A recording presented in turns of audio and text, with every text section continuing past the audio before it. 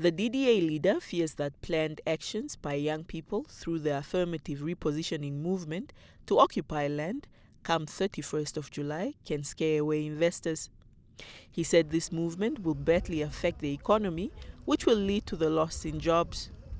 Venani thus called on government and the AR movement to collectively agree on lifting the deadline and rather introduce a 90-day moratorium to allow open dialogue about the availability of urban land and the introduction of necessary legislation and policy reforms.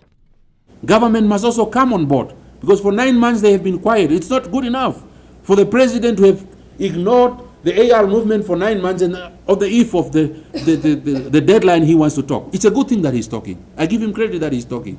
But it's better late than never. It's good that he's talking. But he must also engage in a robust manner to make sure that government comes back to the service of the majority.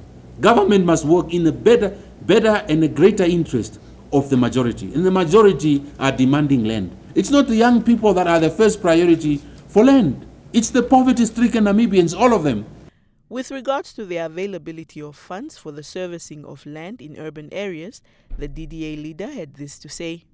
One of the things that we should do is stop building a new parliament that we want to build for $1 billion. The first $1 billion should come from a new parliament that we want to build. Even if we know that we need a new parliament, this building is old, we can sacrifice another 5-6 years by servicing people's land, because I think the service land is more a priority than a new parliament. So our first $1 billion we can take away from the first parliament that we want to build for $1 billion in this country. The second one, we should try to slash down the budget of the security apparatus in this country. We are buying weaponries that we are scouting in Sweden and all over the world. Let's spend the money where it is needed most. Our people are suffering. Venani further called for the introduction of a housing control board under the Urban and Rural Development Ministry to regulate residential rental agreements and a social housing policy to introduce lowered and fixed interest rates on mortgages to first-time buyers. Salmi Hangula, NBC News, Windhoek.